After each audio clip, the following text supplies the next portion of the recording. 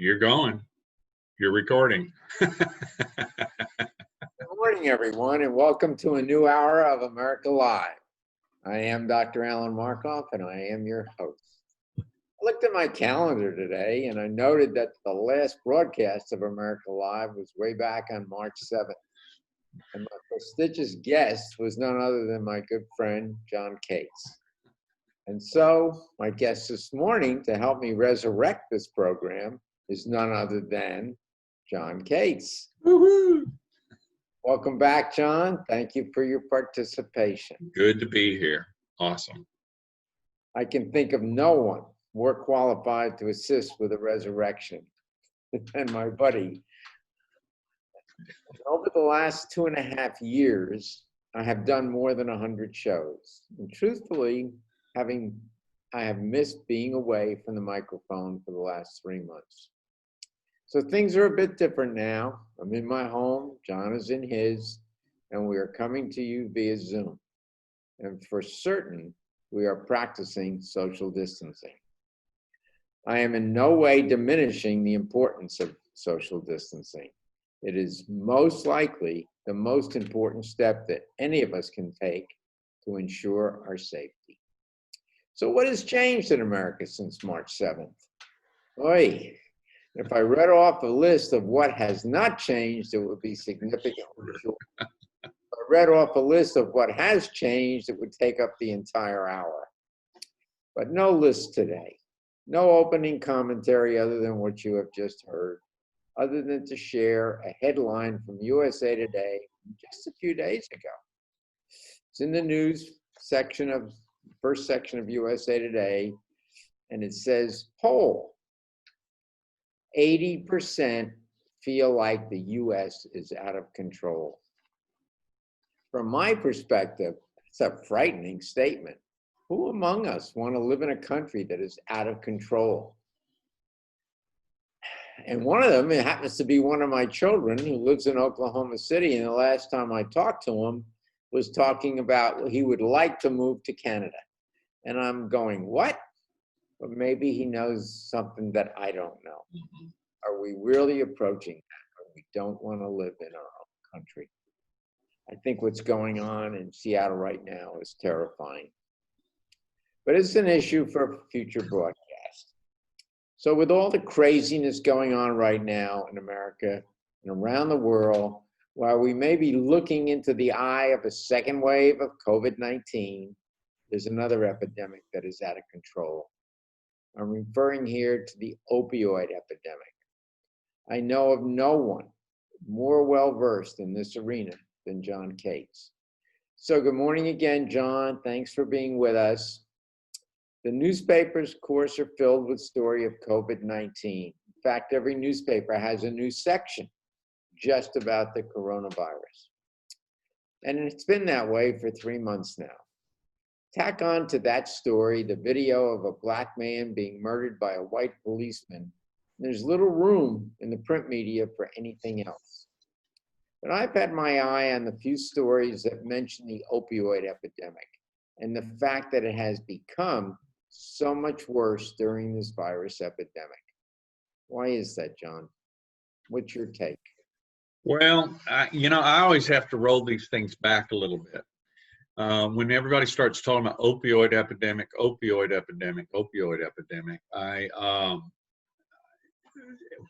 what I'm up against is folks wanting to separate opioid as a way of breaking the brain versus THC as a way of breaking the brain, or alcohol versus, as a way of breaking the brain, or tranquilizers as a way of breaking the brain. My take on all of this is all of these things cause broken brain. They cause a disease. It's breaking the neurotransmitter regulation system with these substances. So I don't think of it as an opioid epidemic. I think of it as a neurotransmitter, toxic neurotransmitter epidemic. That is what's going on. We have a culture that loves to use these substances, and it is making us sicker and sicker and sicker. If in fact we are out of control, which actually I agree, but I don't think you're going to find anything better in Canada, by the way.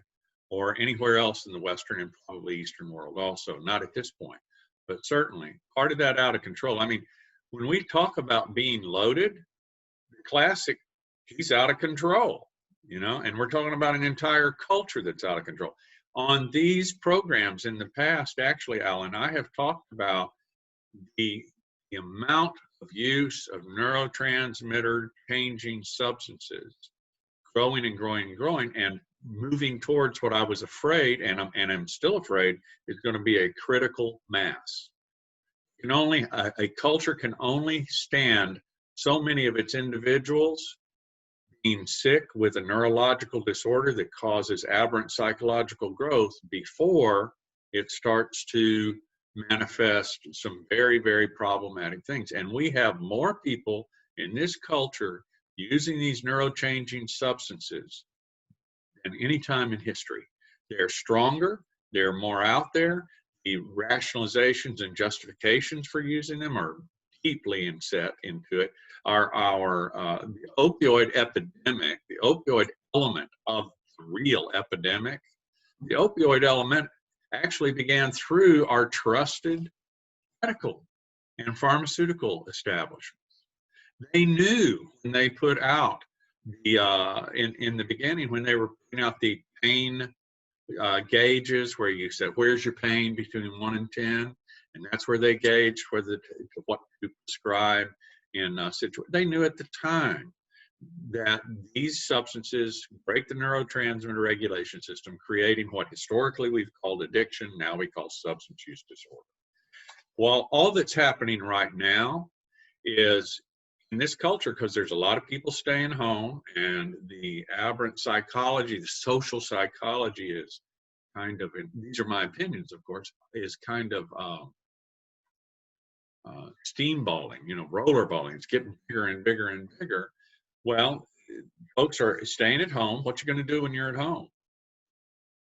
What you going to do to keep yourself occupied? Well, what have you been doing when, you know, every time you got off of work at 5 o'clock, you got happy at happy hour, you know, couldn't wait to get home so you could take your medications and relax, all of these kind of things. Well, we're home more, less working, and we got things in our culture that are more stressful, more reasons, more to bring us down, or more excuse to numb us out. And that's my opinion. That's what's going on. It's a combination of things. It's not any one thing, in my opinion, where actually this is problems. Some of the problems we're facing are actually an outcome of this substance use epidemic moving forward, and we're moving into some critical mass. Give you an example. We have started reopening business. However, we're at record levels of admissions to hospitals with the pandemic. Record levels, more than we had in the beginning at the hottest time. We're already more than that. Simple question that everybody in this culture, a suggestion everybody in this culture has been subjected to, is wear a mask. It will protect others, some, significantly though, from getting the virus if you happen to have it. If everybody wears one, there's a lot of protection in that. I go all the time places and there's nobody in a mask, 4 people working at the restaurant or something like that. And all that is going on is folks just don't want to, it's just not important enough to protect somebody else's life to go ahead and put that mask on. The self-centeredness, the self-seeking in those decisions are very, very, very typical of people with substance use disorder. It's kind of the way, you know, this is what we see when they get more and more self-centered. So, John, in the very beginning, you dropped the term broken brain. Mm-hmm. Define that. What does that mean to the average person? Well, this is the hard thing. This is my welcome to my world. We have had the research for decades now, ever since MRIs and CAT scans came along. we've been able to look at brains and see that these substances, the ones I named earlier, these substances, when they're exposed to the human brain, cause that brain not only to malfunction while using, but also after, and depending on age, genetics, how much you're using, how strong it is, etc., also cause the brain to start to malfunction chronically, even when you're not using. And that part that breaks, that part of the brain that breaks, is the neurotransmitter regulation system. It is responsible for the emotions that we have during our time alive.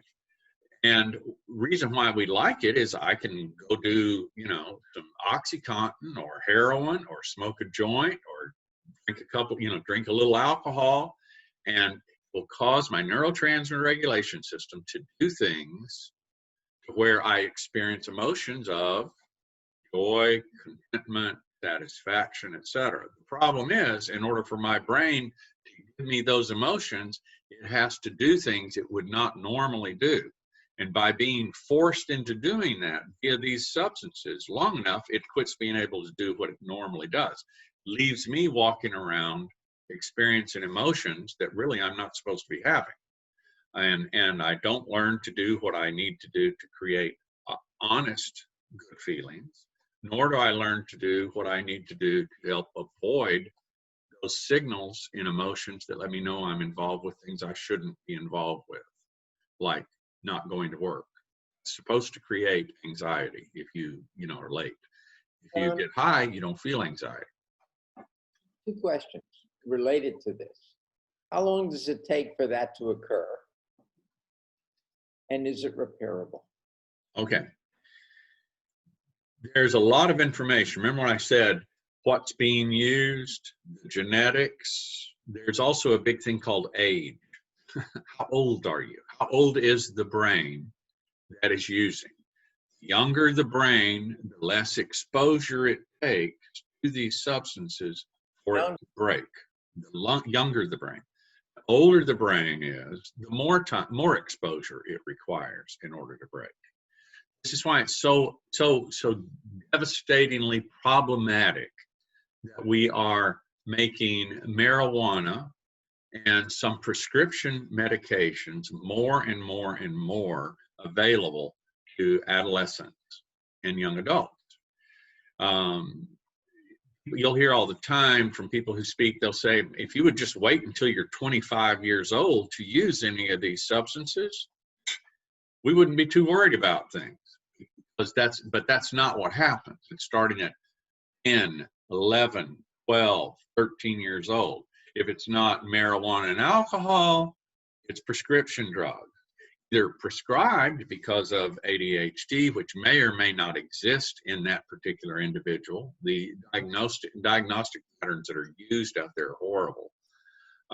We have all sorts of folks that are not up to speed on being able to diagnose ADHD that are prompting prescription of Ritalin and Adderall for 11-year-olds, 8-year-olds, 9-year-olds. These are strong neurological substances.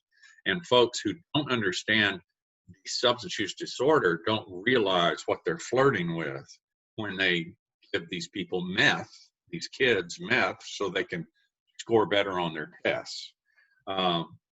It's not saying there's not ADHD or ADD. There is. I'm saying, though, that our approach to it is not appropriate. That's what I'm saying.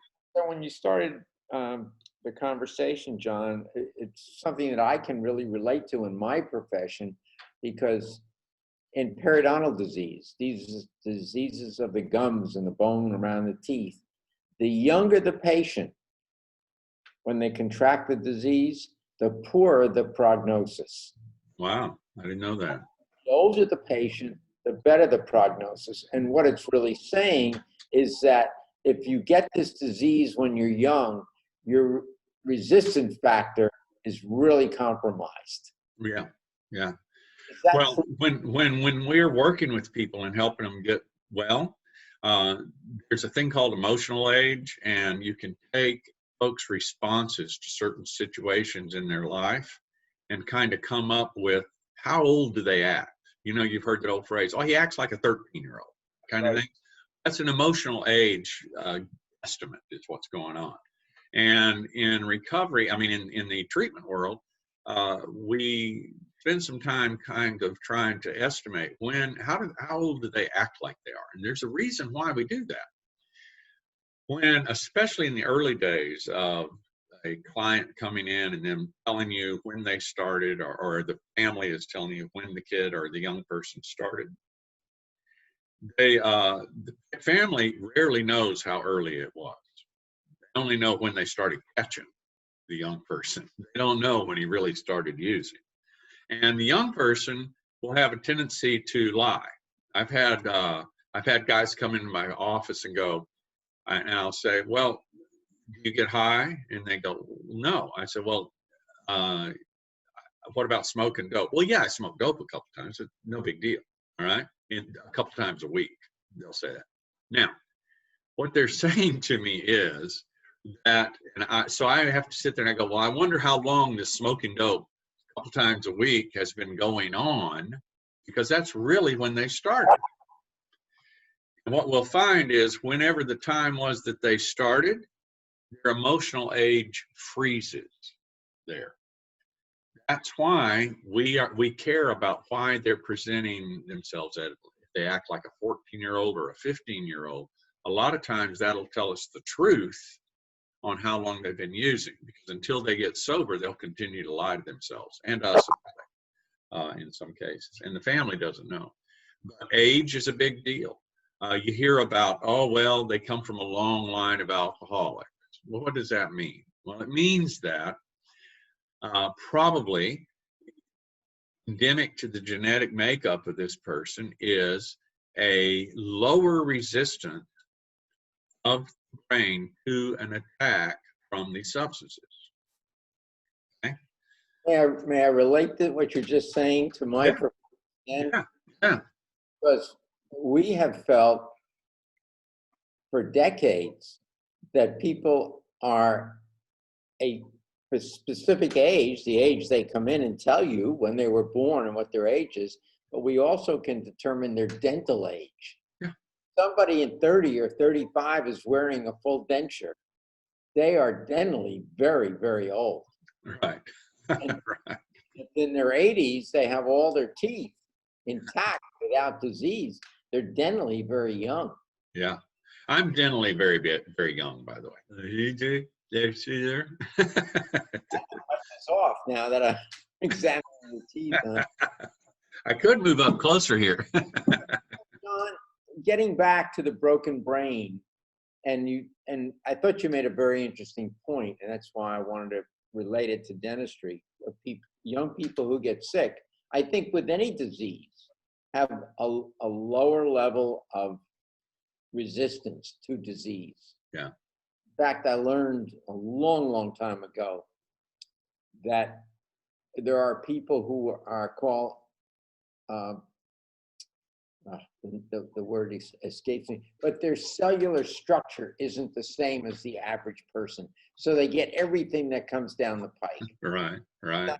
Cold or a flu virus, they get it. Right. Whereas others can walk with people, be around them, and they never get it. Right. That's, there are things one can do to raise their resistance factor. They can exercise regularly, they can eat properly, keep their weight at a healthy level. That they can do. And it makes a difference. I mean, we can alter this in our favor. So where I'm going is for a 10-year-old who starts with substance abuse. Substance use. Doesn't take abuse, just use. There you go. I've done that before, forgive me. So does this kid ever have a chance if he winds up with a broken brain, John? Sure. It's actually an incredibly simple but hard thing to accomplish. When in most cases, in vast majority of cases, if people quit using these substances, the brain heals. what will happen is the extra dendrites that have been grown from using these substances in the brain will start to reside, die off. And you'll get back to a normal number of dendrites with a normal amount of secretion of these substances that cause us to have emotions. And the human being, it goes back to normal operation in the majority of the cases. All right, there are some cases that you're left with some problems. In the majority, the problem is this, though. The mind, which is different than the brain, okay? The brain is the physical organ. The mind is where the psychology, the organization of psychology and values and all sorts of stuff. And that's what makes the decision. That mind has to decide not use anymore. Okay? The mind has grown aberrantly from the organ being broken and sending faulty emotional things. And so it doesn't decide to. If it gets uncomfortable or a little anxious or something like that, well, it thinks up reasons to go use again. So the brain stays broken and the mind grows continually. It's a big circular thing. The beauty of the reason why we are successful in dentistry as we are is because teeth don't do the decisions. I'll bet you in your office, when you've run into somebody who has a broken brain or an aberrant mindset, suddenly you have trouble getting them to do what they need to do to take care of their teeth, et cetera, et cetera, et cetera.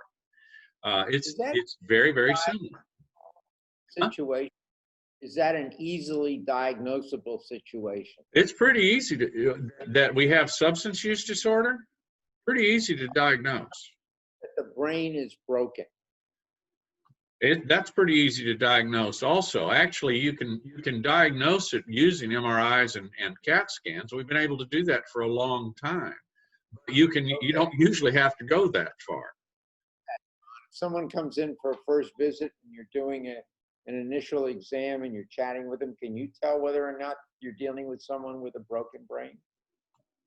Typically, it's by comparing what they tell me and how they act. If they act like a 13-year-old and they're 20, that's a hint. If they tell me that they started using at 16, all right, and they're 20, that means that's 4 years they've been using. What the research says that a 16-year-old will break that neurotransmitter regulation system with an average of about 5 months use. So 4 years is way into that, way longer than 5 months. So that makes a probability. If they're choosing actions that are self and other destructive, they flunked out of school, they've been busted a couple of times, and they're continuing to use, that's an indicator that the brain is broken and the psychology is developing aberrantly. In most cases, if we can get them to abstain from use and start to address some of the aberrant psychology, the psychology that's causing them to make decisions that are self and other destructive, if we can get them to do that, guess what happens? Get well. John, do you use this as part of your therapeutic approach? Would you look at a patient and say, we're dealing now with a broken brain? Yeah. You would? Yeah. I tell people what the research says. I'm just like everybody else who works. When you're working with people's teeth, do you tell them what's going on? Yeah. Most of the time. All right. You got me. Most of the time I do. I'd be hard pressed to come up with an example of when I didn't. And I'm thinking immediately. Well, I'll tell you one. I'll tell you when we get quiet. I had a guy one time. I had been sitting and I'd been talking to him about his life and what he was doing, and it was a part of a group therapy, which was part of a much bigger meeting in a church one night. And as he heard about himself, he got more and more agitated. Stood up, walked out in the middle of the church. There are people everywhere in the hall. Heads down the aisle, and he says, Well, he said, use some expletives that I won't use. He said, I'm going to tell you what, I'm going to go home, get my gun, and come back and blow your brains out. Right? In that case, I went, maybe I shouldn't have let him know. Maybe I shouldn't have told him that. You know, There are times. You have to be there are very careful. times. Yeah. What came to mind immediately is my favorite movie right now, Something's Gotta Give. When they become very close to each other, and then she sees him the next night with a different woman in a restaurant in New York City, and she's devastated, and she walks out, and he follows her, and they get into it on the sidewalk, and he finally looks at her and he says, Jack Nicholson I'm talking about, and he says, I have always told you some version of the truth. Some version. And her retort is, there is no multiple versions of the truth. So it is a tough call, but I just wondered if there's some shock value in looking at a 16-year-old and saying you're dealing with a broken brain. I wish. To adhere to the treatment suggestions you're making. I wish there was some shock value. Part of what happens is as you break the brain, well, first of all, in order to use in the first place, you have to believe some things that aren't true or versions of the truth. All right? In order to use in the first place. My own personal life. When I speak, I've told you this before. When I speak and tell my story, it's called "I Was a Good Boy."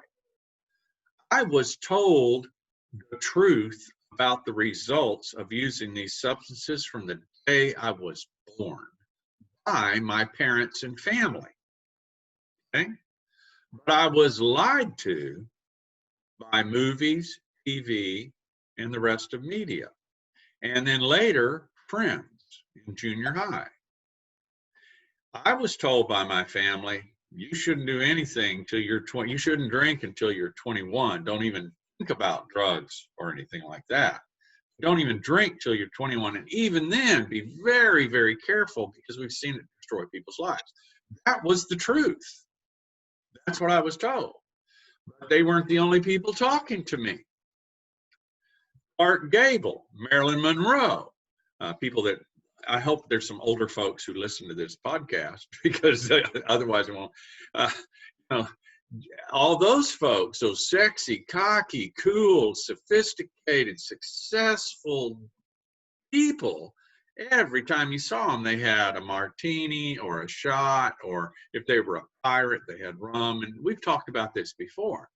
The problem is, so I get somebody in my office and I look at them and it's a 16-year-old.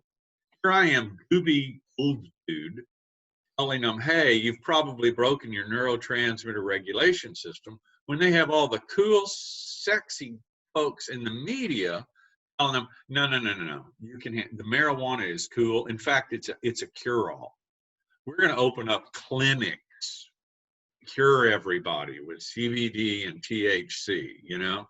So that guy who's telling, he's just an old fart. He doesn't know what he's saying. He doesn't know what he's talking about. And so I'm up against much, much cooler people telling them what they want to hear. That's the other thing, the message. I don't want to hear who wants to hear this?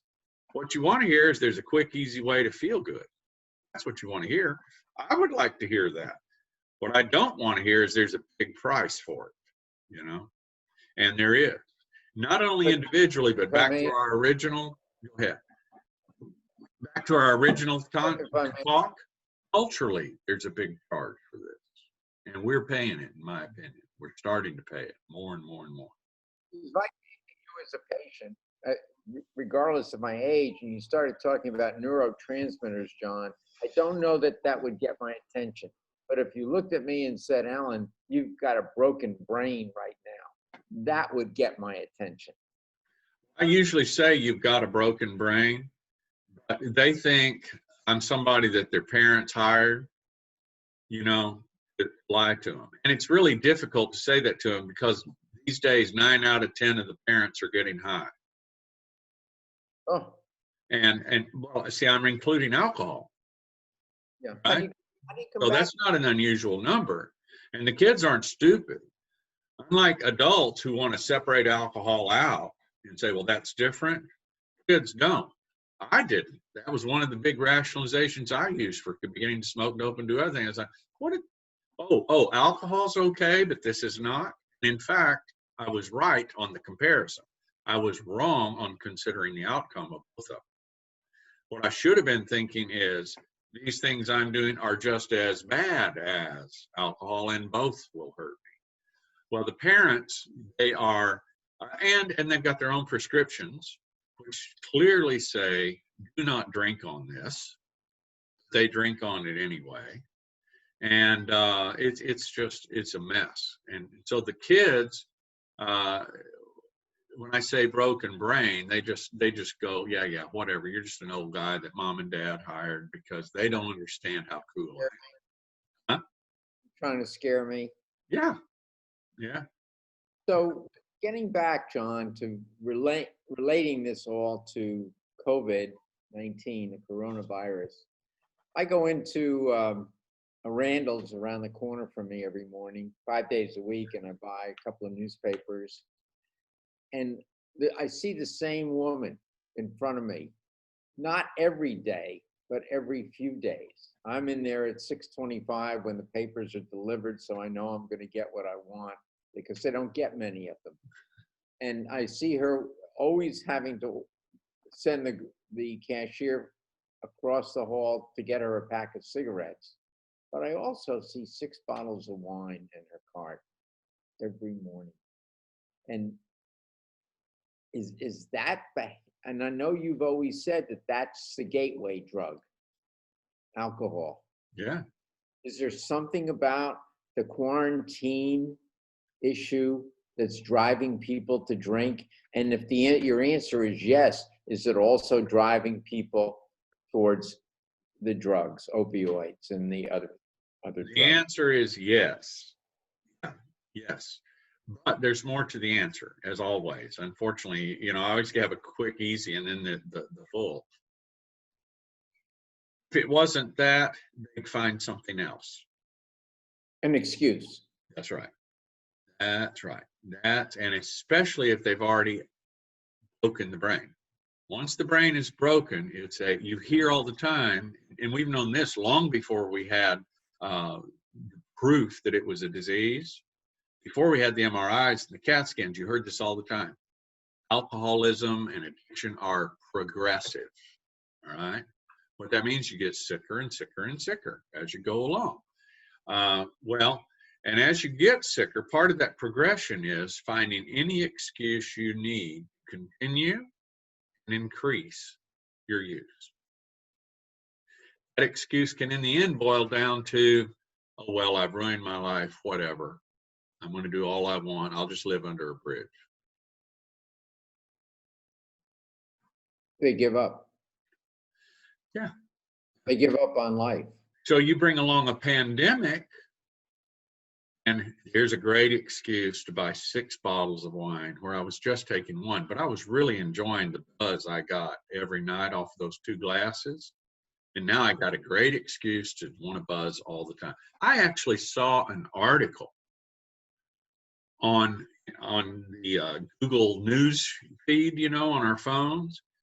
This lady was actually proposing that it was a good thing to drink more during the pandemic because it made it easier. This was in writing and published by the guys who pick articles for Google. Same guys who pick articles to tell us how good marijuana is for you. Why would they pick that? Well, maybe it matches what they want to hear also. Remember, I was a school teacher while I was shooting dope and smoking dope. And I was not the only school teacher that was getting high at the time. Some of the wildest parties I ever went to in those old days were faculty parties. And that was in the early 70s. It is so much worse now, so much different. We have an entire culture that is loaded and have broken brains, and at different levels of progression in that disease. That raises a bunch of questions for me. I want to drop back to an article that I I've had and been holding on to for the next time that you and I got together. It's a writer for USA Today. Her name is Mary Bono. I know nothing about her, what her background is, but I thought it was a good article, John. It got my attention. She mentioned way back on April 20th, I mean, that's almost 2 months ago, that anyone who is suffering from opioid addiction, I know you don't like that phrase. No, it's okay. It's all right. It's not I don't like it. It's just Yeah, especially though, it's her words, not mine, especially those struggling to recover. The isolation required to abide by the stay-at-home orders, the job losses, the financial fears, and anxiety over COVID-19 add up to a perfect storm for a relapse. yeah, the great excuses.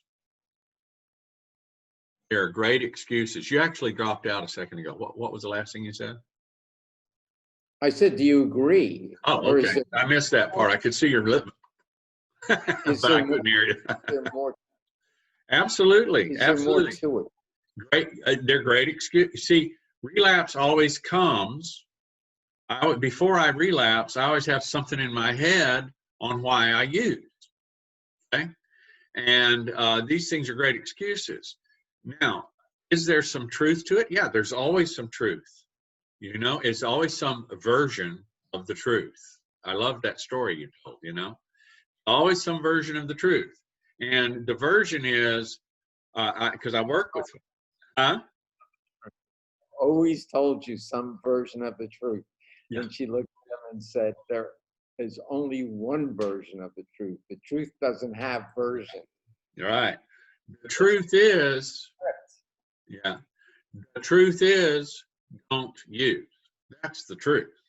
Don't use. Don't use, because it's just going to make you sick again. That's the truth. The versions of the truth that we tell ourselves is they're all versions of what in fact this writer was talking about. I'm isolated, I'm lonely, who's going to know? I'm just going to go ahead and use it. I'm going to go ahead and drink.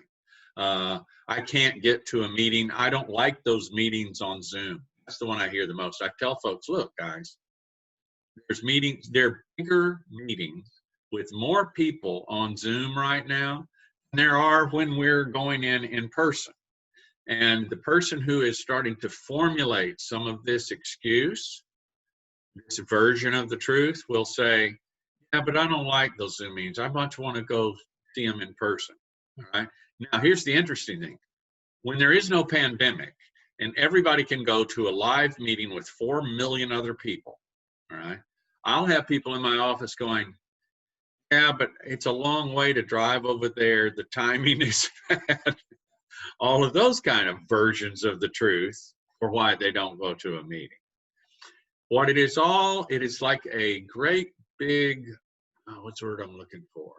System of rationalizations, justification, minimization, denial, fantasy thinking, all set up to lead you back to, I think I should use. It's okay for me to use, or what the heck, I'm going to use. Some decision. What she's talking about, all those things are real, and they're great excuses, what they are. And because they're new, they're even more powerful than the old excuses. When I'm having to do all of my counseling online and those kind of things right now in Zoom and that kind of thing. I have clients who are further in recovery who actually love it. And they'll say, as they're deeper into recovery and returning to sanity, they will say things like, man, I love this online session stuff because I don't have to drive an hour to get there. I don't have to get out and hang out, waiting for you to get done with your last session and then drive an hour to get back to work. To go to a session a live session takes people about a half a day. Do a Zoom session, just a minute, bang, we're talking, everything's going fine, etc. Is anyone doing or keeping records, John, of whether the Zoom sessions, virtual sessions, are equal to one-on-one counseling, better than, less than? Do you have? I don't know for sure. I don't know for sure. I can tell you what my guess is, though. With some people, it's going to be better than. With some people, it's going to be equal to. And with some people, it's going to be less than. Numbers of those three things, I don't know. And unfortunately, it'll take them a long time to figure that out. That is a multi-million-dollar research project to try and figure that out. What we know is we've got to do what we got to do, though. You know, this is what we got to do right now. I will tell you something else about recovery. I wish I had it in front of me. People in recovery, from this disease, this lockdown pandemic thing is not as unusual for us as it is for folks who have never been in recovery. We're used to being locked down, some of us, you know, and in treatment programs and isolated in jails and stuff like. We've had to go through some of that. It's not totally unique and unusual to us. We know what it is every day to trust a power greater than ourselves, you know, to kind of, and lean on that. That's how we got sober, is leaning into that idea that there's a power greater than us that's looking over things, and we need to trust that. We're used to that. So some things for people, and this is in recovery, folks who are having the greatest problem from this are people who are new to recovery. But I got to tell you, when you're new to recovery, any version of the truth is a great excuse to use. So if it's not, I can't go to a live meeting, it's I have to drive, you know, to that stupid meeting. And then I'm out late, and then I can't go to bed because I have to drive back home, and all of those kinds. Any version of the truth. John, in all the time we've spent together, my sense is that you're a great believer in these meetings. It's a great place to provide an element of treatment that seems to have high levels of efficacy. Great path, yes. So this should be right up your alley, right? Yeah. I mean, what's going on now? That there is no direct one-on-one treatment anymore, correct? I mean, maybe the gates are beginning to open a little bit now. That people, I was with a physician yesterday, and he said at Baylor, they're about 60% back one-on-one. They're keeping some staff away from direct patient contact because of their susceptibility, you know, up in age with medical compromising. Yeah. So, there is some, though, in the substance use, there's always been some that's been left out there. It's the more critical cases. It's very similar to any other disease. More critical cases, well, they've had to go play residential or something like that, and folks have put on masks and the one-on-ones, and they had to live there. Now they had to institute distancing procedures to keep the patient population safe. It's a hassle. It's a hassle for everybody, but you have to do what you have to do.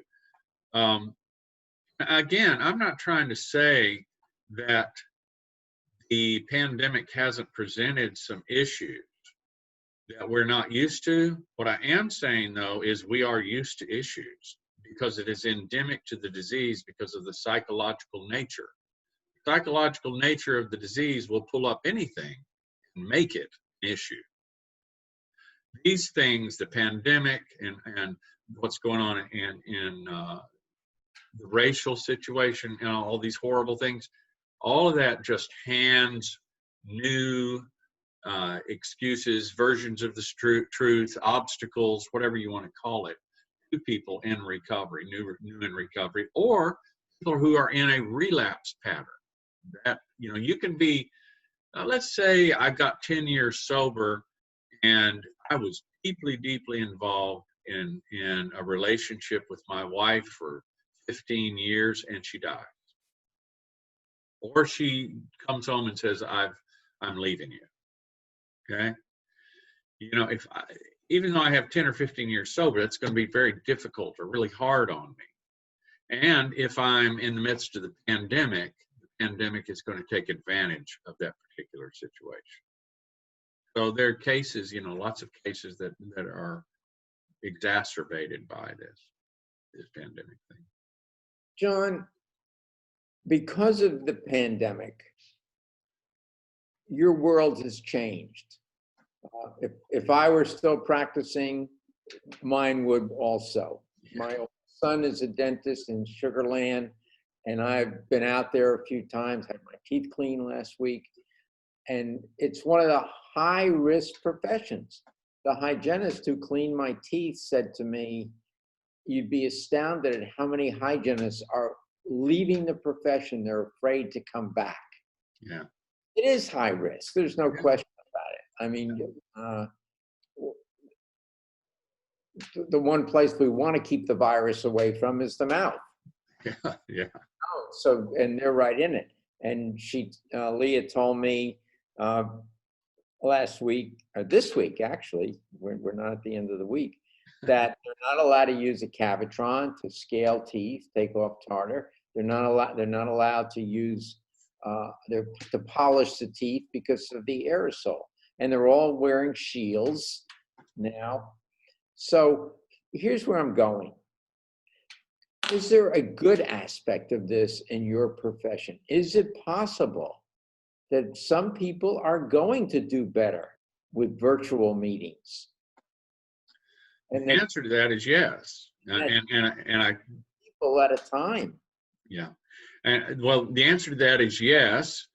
And what I described is part of it. For example, like I said, some of the folks at certain points in the recovery process preferred the fact that they can just go online and have a session with me, talk about some things, get some direction, and they're done.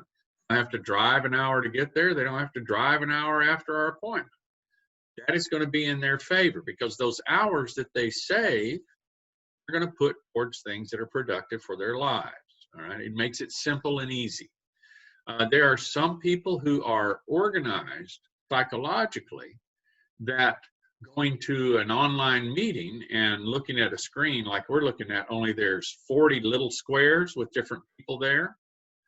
They're going to really like that a little bit better than being in a room, you know, driving an hour to get in a room and sit down in a hard chair because they're usually not comfortable chairs. 40 other people? Yeah, with the other people. And they can always, remember I was showing you the chat thing on Zoom, what we're doing right now. You can actually say things to people in the room while somebody else is talking, saying, hey, meet me after this and we'll talk, you know, and they do that. I'll give you an example, another example of how these things can be very good. I'm a part of a thing called the Association for Alternative Peer Group Programs, okay? And it's a national organization, about 40 plus alternative peer group programs are part of it.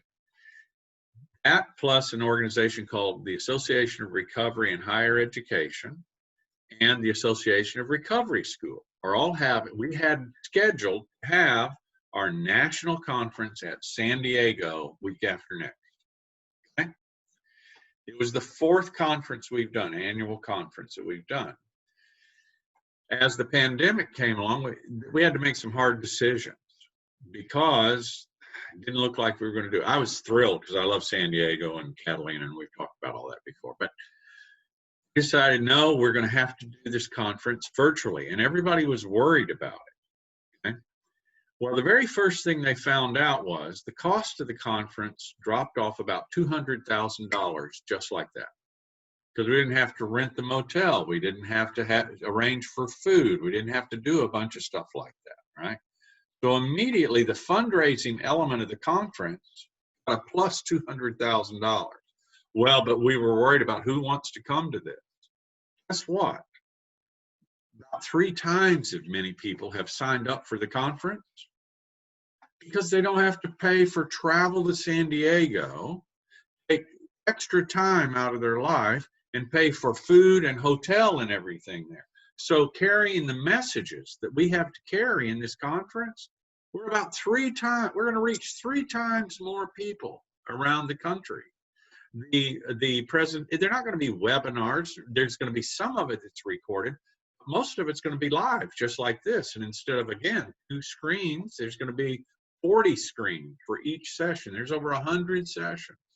So these are, I have a phrase that has worked for me in my life, and that's making lemonade out of lemon. If you get a lemon, try and make lemonade out of it. Most of us in recovery are taught that. So those of us in recovery, when this hit, actually we went, okay, well, how do we make lemonade out of this? And that's what we kind of are moving towards, the positive sides of this. How do we make better? We can do a better job of teaching people because than I can standing up and lecturing in front of a group. You just hit a nerve with me. Great. So years ago, decades ago, back in the 60s, when I was going through some marital difficulties, wound up with a psychiatrist, and he put me in a group environment. Yeah. There were 10 women and me, and him, and it was twice a week, Tuesday and Thursday mornings from 10:30 to noon. And I said, I can't do that. Those are prime productive hours. I was practicing at the time. And he said, how important is it to you? And I said, I'll be there.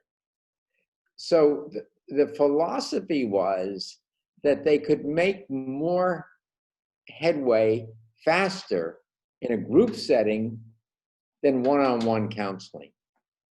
Does that hold true for what you guys are doing? Sometimes. It depends on the case, what you're working with, what they're dealing with. And that really is the answer. If I have, let me see, how do I give you an example? If I have somebody who is responsive to a group, and the clients are different. Some people are responsive to a group situation. They feel more comfortable than one-on-one. And they listen to other people talk, and it gives them ideas, and so then they share what's going on with them, and they move ahead. Some people are not rigged that way. Some people want to sit with just you and talk to you, and then you get them in a group situation, and it doesn't work. You have to also watch the composure of the group. One male with 12 females, there are only a few cases that would be a positive situation. That's not what I'm talking about. There are only a few cases that's really a great idea. The problem that clinicians have is you can't always create a perfect scenario. So you go the best you can do. Kind of like what dentists are having to do right now. They can't use that particular tool because of the downside. We have the same issues in the mental health field. Yeah. So what the psychiatrist's name was David Mendel, and he was noted for this. He's been long dead, but David defined it as the group was the world, and the group was mother. You're absolutely correct. The 10 women in the group were really good. They were wonderful participants. Yeah. I finally reached the point where taking that amount of time out of the office just became too costly. Because then you go to lunch at the Tidelands, that'll give you an idea of how old this long was. Anyway, so I said, how about a group at the end of the day? And he put me in a 4 o'clock group, and it lasted a month. I saw it as a total waste of time. The other participants did not have the skill levels that the 10 women had in that first group. Yeah, well, that's what I'm saying. Composure of groups will change. That's what you're saying. So it's a bit of a throw of the dice, isn't it? And to me, I would think there was a lot at stake for all of us in that group. I mean, it shouldn't be the roll of the dice. Should not be. It should not be. Get to this. Is though. Every therapist is not good at leading a group. Right. Every counselor is not good at leading a group of participants that are dealing with substance use disorder. Perfect. By the way. No, you're right. You're right. And there are two issues that you got to deal with. One of them is training, okay, and the other one is talent. And the more you have of both of those, the better you're going to be.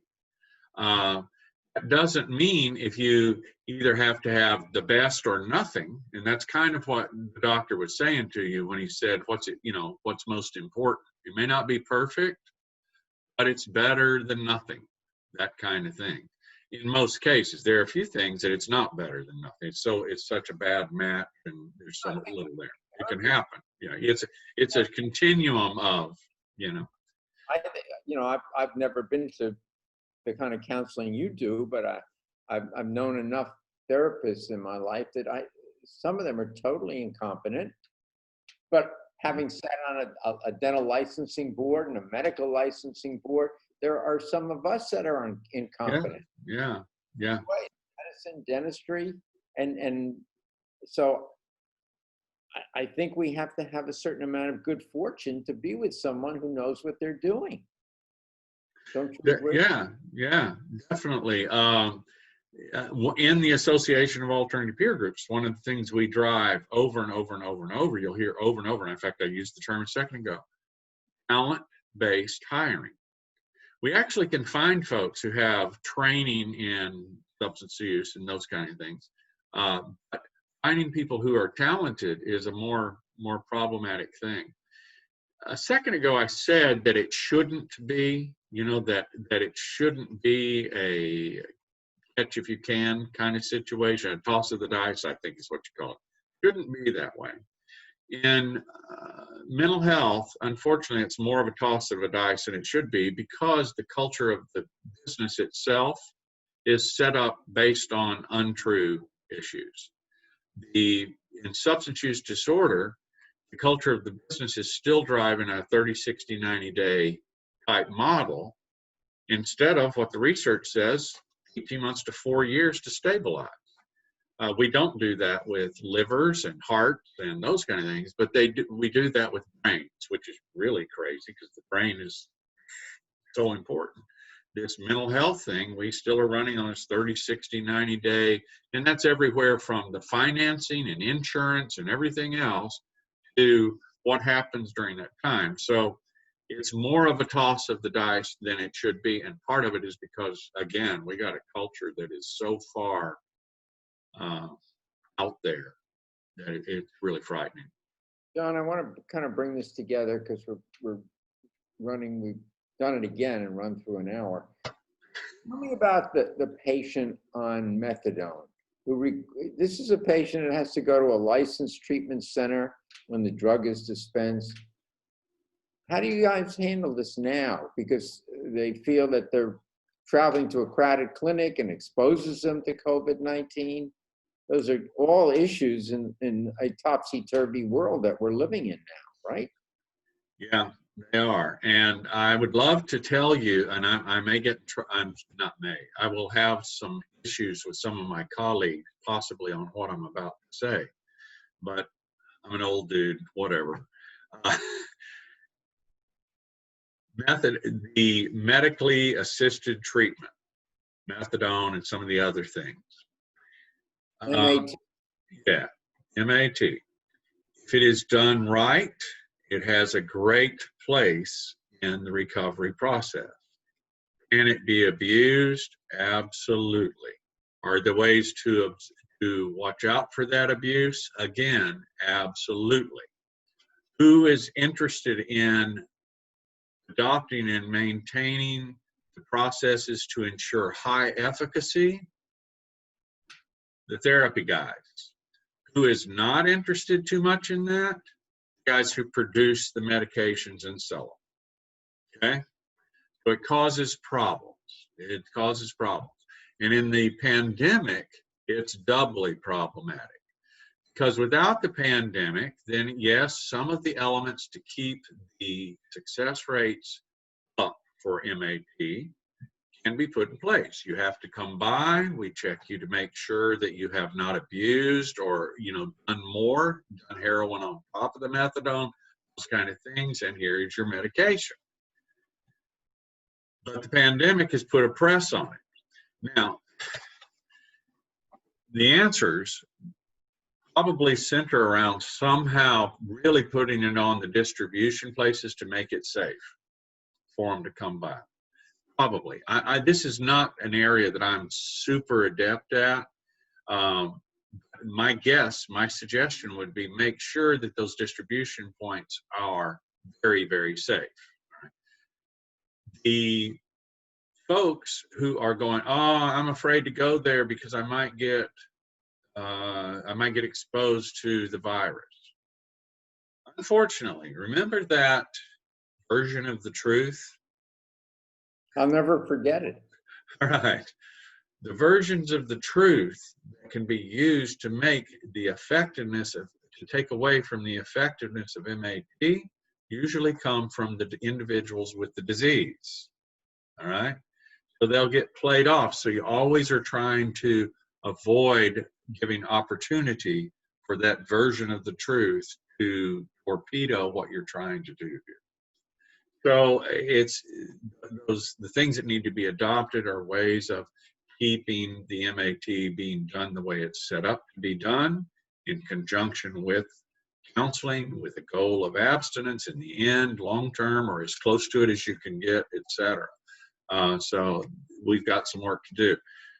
They're opening up bars right now. So wait a minute, I'm a little confused. You know, what are we talking about here? So we've run through another hour. Okay. As I to you, I just have more and more questions. So we'll do it again. All right? Great. I love doing this, as you know. I'd love doing it with you. So I want to bring this to a close, and I want to tell you all a short story. I'm a voracious reader. I usually have a few books going at all times. One of the books I'm into right now is entitled The Splendid and the Vile by Erik Larson. It's on everyone's bestseller list. I've had it probably for a couple of months. I read 10, 12, 15 pages at night before I turn out the light. And as I said, it's not an easy read, but it's incredulously interesting. And maybe that's because of my age and I lived through World War II. But it's some 500 pages with an excellent cadence to it, which makes it somewhat easier, and incredibly well written, wonderful vocabulary. And it's depicting the first year of Churchill's time as Prime Minister of Great Britain, 1940 to 1941, very beginning of World War II. And Germany had already taken over France, taken over Poland, and on and on. They just kept expanding. And so Churchill was thinking almost every day that they're going to be invaded. I mean, they were in France, so it was 15-minute plane ride over the channel. And Hitler made a choice to change the entire war. He chose to invade Russia instead of invading England. It was an error in judgment, changed the entire course of World War II. Nonetheless, the German Air Force, the Luftwaffe, bombed London every single night for 4 years. Thousands and thousands of civilians were killed. Many more than that were injured. Bomb shelters were destroyed. Everything was destroyed. But the Germans thought that they would wear them down, that they would wave the white flag and concede. And Churchill proclaimed repeatedly, England will never give up. Never, never, never, never. For any of you and all of you who are struggling with this quarantine aspect of dealing with this wicked virus, please latch on to this philosophical approach. Your survival is based upon your attitude. To be confined to your home and feeling it's okay to go very few places is no big deal. It's going to pass. There's going to be a vaccine, There will be meds to treat it. And to all of you over 65, and especially those of you with compromising medical issues, the guidelines for all of us, and I'm in that group, are significantly more severe and stringent. And I would urge you not to take foolish chances. Don't be lured into going to places that put you, someone at risk. I've started with dear friends going to a few restaurants, and there are very few people there. The waiters, staff have masks and gloves. We're able to social distance. And it's a good feeling to just get out a little bit. You just have to pick and choose carefully. Lastly, it ain't an easy time. I walked with a dear friend, and I said to her, Nancy, I'm not certain who's better off here. You who can go home to Rick, and I want to thank him right now, because if it weren't for Rick, I couldn't have done this with you. Computer intelligent, and I'm so compromised that I could never done it, John. I told you that. But I've said to Nancy at times, are you better off going home to Rick, or am I better off going home to an empty cave? I don't know. I don't know the answer to that. She knew immediately the answer. She was delighted to have Rick to go home to. That's Rick's. Don't tell her to watch this, Rick. But it's been an issue. There are a lot of marriages in trouble as a result. Yeah. There are a lot of relationships that are in trouble because we're not accustomed to being around our significant other so much of the day. Yeah. It's been a learning experience. And I always think, Rick, of our friends Ann and Paul, who have been married 63 years now, and they're in their 80s. Paul is close to 90. And Ann says to me, Alan, it's so easy because we like each other. It is in my house. My wife and I, if we're having a blast, it's great. We've always loved being around each other. This is awesome. Isn't that a gift, John? Yeah, it is a gift. Exactly that. Gift to be in relationship with someone that before you fell in love, you fell in like. Yeah. When I throw that term out, it's what version of the truth are you throwing at me, Al?